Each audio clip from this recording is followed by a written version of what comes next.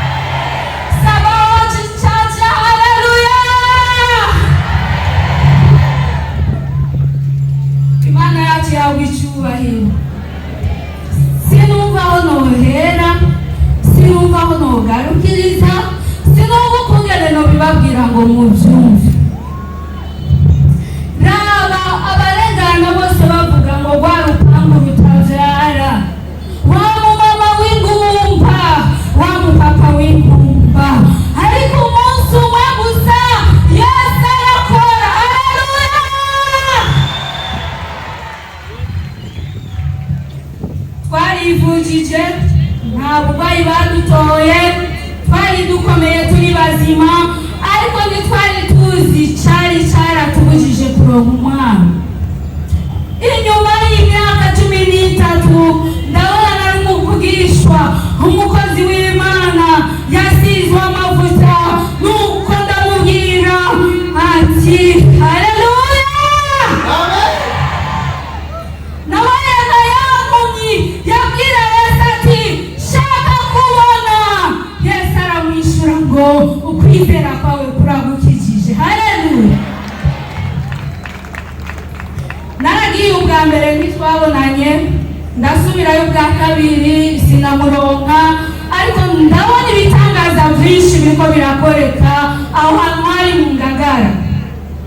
Ndabwira mukuru wanje nti nabonye aho ngiye gutabarirwa.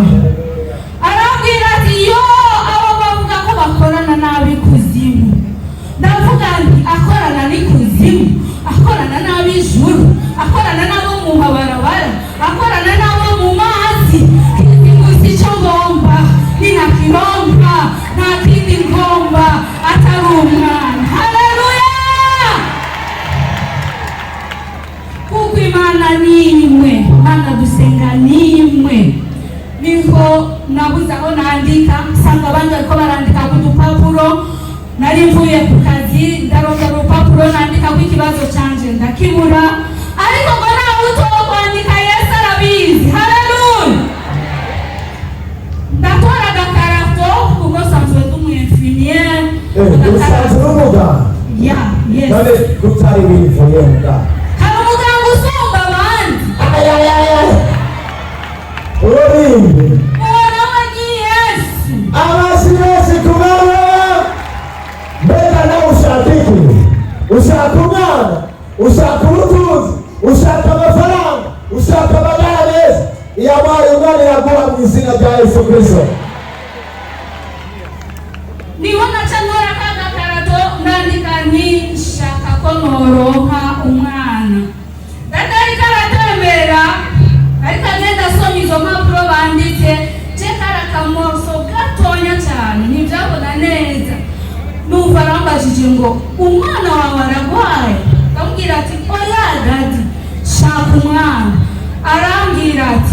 nta mwana ufise? Ndamubwira ati nta mwana ndaronka.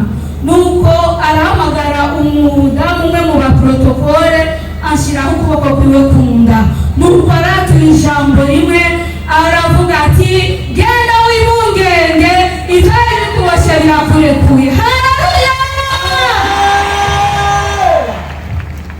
Akimara kumbwira iryo jambo naciye nshakira ndizera. Ikintu cyose gisaba kwizera, na hata kuvuga, na hata uvuga ikibazo cyawe, nawe utumva kudomye k'urutoki wauze kumva amajambo amuvamo gusa, hamucakire wizere, urabona inyishu ku bibazo wazanye ngaha. Haleluya! Amaze kumbwira ngo ivyari bikuboshe birakurekuye, genda wibungenge, naciye nibuka Yesu ariko abwira intumwa ziwe ngo nimugende abemera mubabatize mubakire maze bakire ijambo ryanje.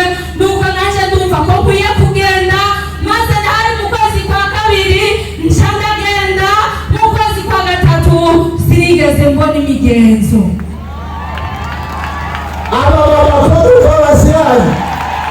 Abapapa nabo abasiyani atabirukesi kuri Yesu Kristo Masiya. Nta munsi n'umwe bwigere nirenganisha ukwezi kurengane ntayinjiye mu bihe by'abakobwa, mu bihe by'abakenyezi. Ariko kuva uyo munsi mbwirwa iryo jambo sinasubiriye kubona imigenzo yanje y'amaraso, sinanatahuye ko nasamye kandi ndi umu-infirmiere. Ndabwira dogiteri yakankurikirana ico gihe ati nyamara jewe ndumva meze nabi musi y'umukondo. Arabwira ati iyo ni infection, kuko bari barabonye ko bitagishoboka, abantu bose bari barabonye ko bitagikunda, aho nyene naho ubona ko bitagishoboka. Uyu munsi ni wizera Imana ya Gadi, Prophet Dr. Jesus Joshua, nawe urabona ubutabarwa kwawe. Amena! Acha kuma ukoresha examen ya SBI. Ngiye ngo nje kuyikoresha, Imana iramuha kandi kenge, arambwira ati tora teste wipime urabe. Nagize nipime bantu b'Imana, nsambona haje ubukono ubu. Inyuma y'imyaka 13 wewe bimaze imyaka ingahe? Ntayonzi, ariko mumbiriza ngaha biraza kugenda neza bizera ryayo. Niwaba umaze umunsi umwe wiba ugiye ku mugabo, niwaba umaze imyaka 100, bose biremerwa, nta kinanirana. Imbere y'Imana byose birashoboka. Ijambo ry'Imana ritubwira ngo emera gusa wakire, urabona ukuboko kw'Imana. Dadi Imana yaramukoresheje n'iyi saha sindatahura ko yarije namubyaye. Namuye tubwire inshuti. Uyu yitwa Ineza Ngenda Merle, batazira Joshua.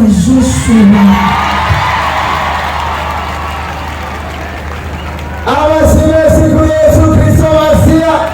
Nagati ni gike wabwira abantu bari ngaha baje biteze igitangaza, ni nakaye kajambo wabwira kugira ngo nabo uyu munsi batanga igitangaza cyane. Akajambo nobabwira kandi nanje nibwira, dufe kwemera gusa, tumureke Imana imukoreshe. Ndazi abamama bo bari ngaha batararonka umwana, sinobabwira ngo mugire uko, ariko aho uri niwaba ugomba umwana, niwaba ugomba amafaranga, ndibutse icyo amafaranga mukuru wanje yarasabiririza 5, ariko ubu musabira amamiliyoni arayaguha.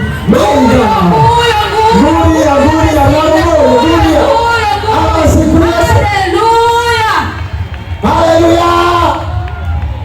Burya abakameramani mwe murashobora kwibaza ngo ni amabrage, nta brage zirimo. Ujya mu mama yarasegerereza, ariko inyuma yo guhura n'umuvugisha nakavuge ndagaceka byagenze gute? Yabumwiye ati reka kwigwanirira, reka Imana yanje kugwanirire gushika isaha nasabiriza. ahubwo turamusaba. Wewe ushaka kuba gusaba none komera Imana amaso mu izina rya Yesu Kristo. Uyu munsi agurisha amazu, uyu munsi agurisha amapaseri, uyu munsi miliyoni 20 si ikibazo, miliyoni 30 si ikibazo, miliyoni 40 si ikibazo, kubera ijambo gusa ry'umuvugishwa. Nawe uyu munsi wizere Imana yagukorera mu izina rya Yesu Kristo. Ushaka amadolari urayaronka, ushaka inzu nziza urayironka, ibyo ushaka byose urabironka. Fa kwemera umuhe ikibanza umwami Yesu aciye mu mukozi wayo yatoranije bidati aheza gukorere nawe ubona Imana uko ikora. Nibyo ndabifurije nanje niyifurije.